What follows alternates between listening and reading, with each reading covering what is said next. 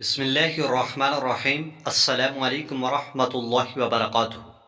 میرے بھائی اور میری بہنوں، آج 9 ذی الحج عرفہ کے دن بتائے گئے طریقے کے مطابق 4 رکعت نفل پڑھ لیں، اور آج یہ عمل کر لیں، انشاءاللہ جو ساری عمر نہ مل سکا آج اس عمل کی برکت سے مل جائے گا۔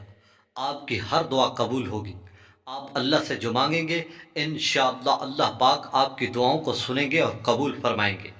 میرے بھائی اور میری بہنوں، یہ اتنا قیمتی اور لاجواب عمل کہ سونا چاندی بھی خرچ کر لو اس سے بھی زیادہ قیمتی ہے۔ میرے عزیز دوستو، یہ 4 رکعت نماز نفل 9 اور 10 ذی الحج کے یہ عمل ہے۔ آپ ان کو 9 اور 10 ذی الحج دونوں دنوں میں کسی بھی وقت کر سکتے ہیں۔ میں آپ کو پورا طریقہ بتاؤں گا، آپ نے بالکل ایگزیکٹ اسی طریقے سے اس عمل کو کر لینا ہے۔ یہ 4 رکعت نماز نفل پڑھتے ہی آپ اللہ سے جو مانگیں گے وہ مل جائے گا۔ جو لوگ ساری عمر پریشان رہے، جو رزق کی وجہ سے پریشان رہے، جو ساری عمر مانگ مانگ کر تھک گئے، نہ مل سکا، آج اس عمل کی برکت سے مل جائے گا۔ چاہے جتنی بھی مشکل ہو، آج اس عمل کی برکت سے وہ مشکل دور ہو جائے گی۔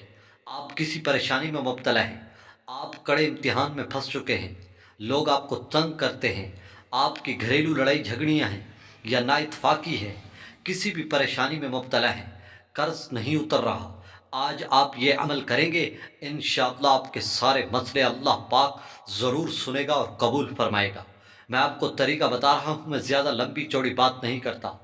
آپ نے اس کو کسی بھی وقت 9 اور 10 ذی الحج کو کسی بھی وقت، جس وقت آپ کو ٹائم ملے، صرف مکروہ ٹائم کے علاوہ آپ جس وقت اس عمل کو چاہیں کر سکتے ہیں۔ مکروہ ٹائم جیسے فجر سورج نکلنے تک نہیں پڑھنا، اور شام کو سورج غروب ہوتے وقت بھی آپ نے یہ نفل نہیں پڑھنے۔ اس کے علاوہ آپ جس وقت چاہیں پڑھ سکتے ہیں، جب بھی آپ کو ٹائم ملے، یا عشاء کی نماز کے بعد سکون سے اس نماز کو پڑھیں۔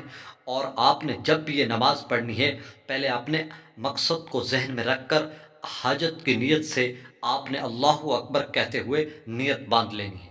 جب آپ نیت باندھ لیں، نیت باندھتے ہو پہلے آپ نے اللہ اکبر کہتے ہوئے ثنا پڑھنی ہے۔ ثنا پڑھنے کے بعد پھر آپ نے سورہ فاتحہ پڑھنی ہے۔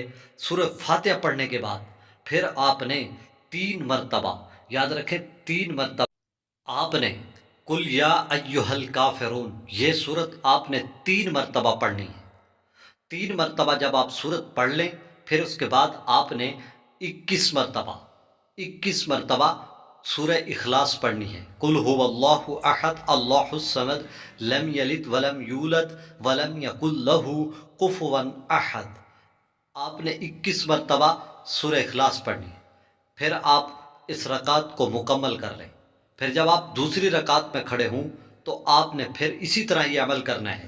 پہلے سورہ فاتحہ پڑھنی ہے، پھر آپ نے 3 مرتبہ سورہ فاتحہ پڑھنے کے بعد 3 مرتبہ سورہ کافرون، پھر اس کے بعد 21 مرتبہ سورہ اخلاص پڑھنی ہے۔ جب آپ دوسری رکعت مکمل کر لیں، پھر آپ تیسری رکعت میں کھڑے ہوں تو آپ نے بالکل اسی طرح یہ عمل کرنا ہے۔ پھر چوتھی رکعت کے لیے جب آپ کھڑے ہوں تب بھی آپ نے اسی طرح عمل کرنا ہے۔ یاد رکھیں، آپ نے چاروں رکعت میں سورہ فاتحہ پڑھنے کے بعد 3 مرتبہ سورہ کافرون پڑھنی ہے۔ قل یا ایھا الکافرون، یہ سورت آپ نے 3 مرتبہ پڑھنی ہے۔ پھر اس کے بعد اسی رکعت میں 21 مرتبہ سورہ اخلاص پڑھنی ہے، قل هو اللہ احد۔ اور یہ عمل آپ نے چاروں رکعت میں آپ نے سورہ فاتحہ کے بعد یہ دونوں صورتیں پڑھنی۔ اسی طرح چاروں رکعت جب آپ کی مکمل ہو جائے، پھر آپ سلام پھیر لیں۔ سلام پھیرنے کے بعد وہیں بیٹھے بیٹھے اللہ سے گڑ گڑا کر اپنی حاجت مانگیں۔ آج جو ساری عمر نہ مل سکا، جو بھی حاجت مانگیں گے انشاءاللہ اللہ پاک ضرور آپ کی قبول فرمائیں گے اور سنیں گے۔